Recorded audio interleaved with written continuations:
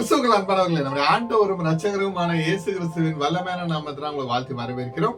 இன்றைய வேத தியான பகுதி வாசிய தெரிந்து கொள்ளப்பட்ட வேத வசனம் யோவான் 1ஆம் அதிகாரம் 12ஆம் வசனம்.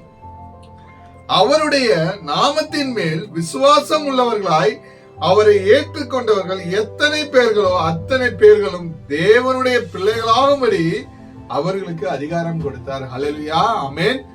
கிறிஸ்துவுக்குள் பிரியமானவர்களே, வசனம் தேவனின் பிள்ளையாவதற்கான தகுதியையும் அதற்கான வழியையும் வேத வசனம் தெளிவாக விளக்குகிறது.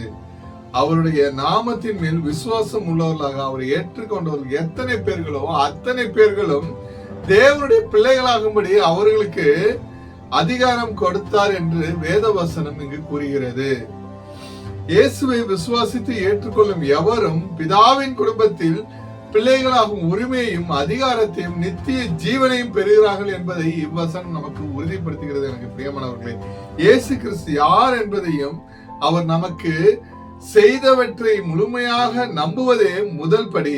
அவருடைய நாமத்தின் மேல் விசுவாசம் என்பது அவருடைய அதிகாரம் மற்றும் தெய்வீக தன்மையை ஏற்றுக்கொள்வதை குறிக்கிறது. எனக்கு பிரியமானவர்களே, விசுவாசிப்பதுடன் இல்லாமல் அவரை நம்முடைய சொந்த இரட்சகராகவும் ஆண்டவராகவும் நம் வாழ்வில் வரவேற்பது மிகவும் மிகவும் மிகவும் அவசியமாகும். அல்லேலூயா.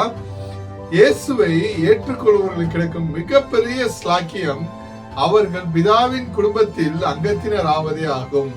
இது ஒருவர் கிடைக்கும் மிக உயர்ந்த அந்தஸ்தாக கருதப்படுகிறது. எனக்கு பிரியமானவர்களே, பிதாவின் பிள்ளை என்பது நாம் சம்பாதிக்கும் ஒன்றல்ல, மாறாக இயேசுவின் மூலமாக நமக்கு கொடுக்கப்படும் ஒரு சட்டபூர்வமான உரிமை அல்லது அதிகாரமாகும்.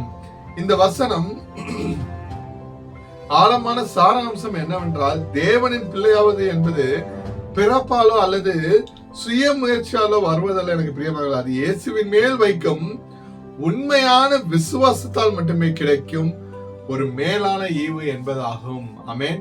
நம்மை அழைத்த தேவன் உண்மை உள்ளவர். கர்த்தராகிய இயேசு கிறிஸ்துவின் கிருபை உங்கள் அனைவரோடு கூட இருப்பதாக. ஆமென்.